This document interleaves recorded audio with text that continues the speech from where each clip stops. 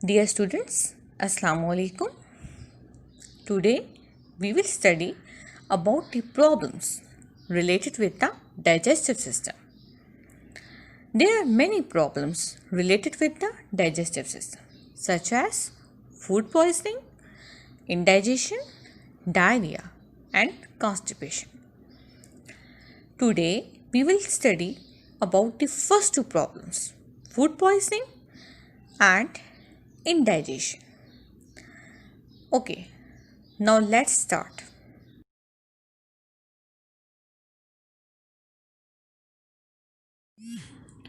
Food poisoning. Definition. Food poisoning is an illness caused by eating contaminated food or germs get into the digestive system when we eat infected food is called food poisoning. Food poisoning actually एक ऐसी condition है जो कि contaminated food इस्तेमाल करने से appear होती है। यानी फूड पॉइजनिंग बेसिकली एक बीमारी है जो कि ऐसा फूड खाने से होती है जिसमें जर्म्स यानी बैक्टीरिया या वायरसेस वगैरह मौजूद हो। तो जर्म्स से इन्फेक्टेड फूड को जब आप खाते हैं तो उससे आपको फूड पॉइजनिंग हो सकती है। ठीक है, तो बेसिकली कंटेमिनेटेड का मतलब है infected food, the food which is infected with germs. ठीक है, जर्म्स मीन्स बैक्टीरिया और वायरसेस। तो ऐसे फूड को आप कंटेमिनेटेड फूड कहते हैं। कंटेमिनेटेड फूड को इस्तेमाल करने यानी उसको ईट करने से फूड पॉइजनिंग हो सकती है। ठीक है, काजेस ऑफ फूड पॉइजनिंग यानी फूड पॉइजनिंग की वजह by eating spoiled food products, यानी अगर आप स्पॉइल्ड यानी कंटेमिनेटेड फूड खाते हैं, ऐसा फूड अगर आप खा रहे हैं जो कि ख़राब हो चुका है, जो कि स्पॉइल्ड हो चुका है, तो उसके इस्तेमाल से आपको फूड पॉइजनिंग हो सकती है। क्योंकि इस केस में जो जर्म्स हैं वो डायरेक्टली आपकी बॉडी में इंटर होके आपके डाइजेस्टिव सिस्टम को इफ़ेक्ट कर सकते हैं।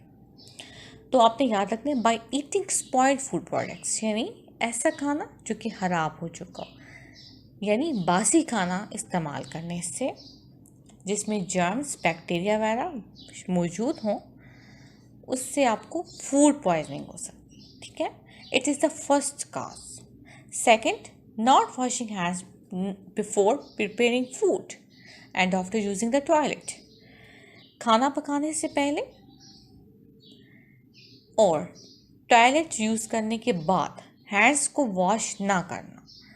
यानी अगर आप खाना पकाने से पहले हैंड्स वॉश नहीं करते, ठीक है, तो उस केस में उन्हीं हाथों से आप अगर खाना कुक करेंगे तो जर्म्स डायरेक्टली फूड में इंटर होंगे और फूड से आपकी बॉडी में इंटर होंगे, आपके डाइजेस्टिव सिस्टम को इफेक्ट करेंगे।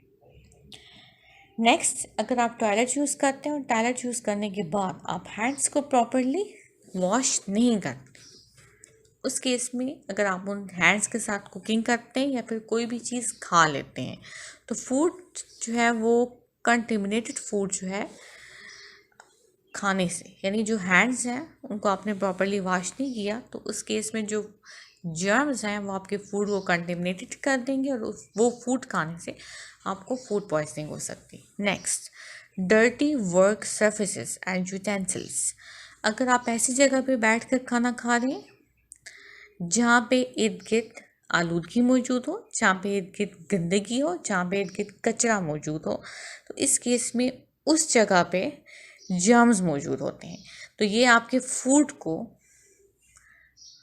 कंटेमिनेटेड कर सकते हैं। ठीक है, तो इस केस में ऐसी फूड खाने से भी आपको, ऐसी एरियाज़ में बैठ के फूड खाने से भी आपको फूड पॉइजनिंग हो सकती है। एंड डर्टी यूटेंसिल्स, अगर आप ऐसे बर्तनों में खाना खा रहे हैं जो कि वॉश नहीं हुए, मतलब गंदे बर्तनों में आप खाना खा रहे हैं, यानी ऐसे बर्तन जिनमें पहले आपने खाना खाया उसके बाद उनको वॉश नहीं किया और फिर अगर आप उनमें खाना खा रहे हैं तो इस केस में जर्म्स वहाँ पे ग्रो कर लेते हैं। तो वो जो जर्म्स हैं वो आपके फूड को कंटेमिनेटेड कर देंगे और वो कंटेमिनेटेड फूड खाने से आपको फूड पॉइजनिंग हो सकती है। तो याद रखिए, कंटेमिनेटेड एक्चुअली इन्फेक्टेड फूड है, the food which is infected with germs. Next, loose hanging hairs.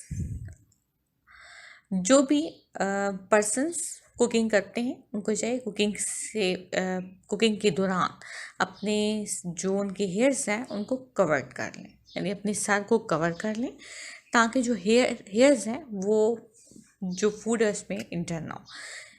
तो इस केस में हेयर्स के थ्रू डस्ट के पार्टिकल्स या फिर डैंड्रफ वगैरह, जो कि एक्चुअली फंजाई की वजह से होती है, ये फूड में शामिल होकर फूड को कंटेमिनेटेड कर सकते हैं और फूड पॉइजनिंग की वजह बन सकती है। Next, sneezing near food. आपको चाहिए कि जहाँ पे आप फूड पड़ा हुआ है या जहाँ पे आप फूड कुक कर रहे हैं, तो आपको चाहिए कि वहाँ पे स्नीज ना करें, मतलब वहाँ पे छींके और खांसे मत, हैंड कर्चीफ का इस्तेमाल करें।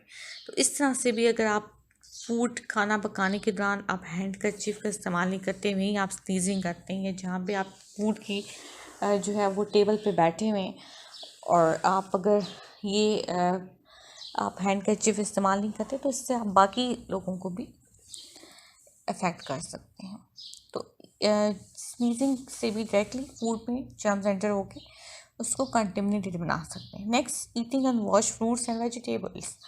अगर आप फ्रूट्स और वेजिटेबल्स को वॉश किए बगैर अगर खाते हैं तो ये भी फूड पॉइजनिंग की वजह बन सकती है। तो आपने ये चीज़ें याद रखनी। फूड पॉइजनिंग की वजह बनते हैं। All these lead to the germs getting into the food. इन तमाम जो काजेज़ हैं, इनकी वजह से जर्म्स जो हैं वो फूड के अंदर शामिल होके फूड को कंटेमिनेटेड यानी उसको ख़राब कर देते हैं और इन्फेक्टेड बना देते हैं, जिसकी वजह से फूड पॉइजनिंग हो सकती है। सिम्टम्स ऑफ फूड पॉइजनिंग यानी फूड पॉइजनिंग की अलामात। अब अगर किसी भी पर्सन को फूड पॉइजनिंग अगर होगी है तो उससे फिर किस तरह के सिम्टम्स अपीयर होंगे। फर्स्ट, फीवर, उसको बुखार होगा। सेकंड, डिजीनेस, उसको कमज़ोरी महसूस होगी, चक्कर आएंगे। थर्ड, एब्डोमिनल पेन, उसको पेट में दर्द होगा। Fourth, diarrhoea. डायरिया मीन यहाँ पे आप कह सकते हैं जो सेमी लिक्विड फीसिस जो है वो ये कंडीशन होगी। फिफ्थ, हेडेक, उसके सर में शदीद दर्द होगा। And six, vomiting. ठीक है, तो ये जो सिम्टम्स हैं ये अपीयर होंगे, ये फूड पॉइजनिंग के सिम्टम्स हैं।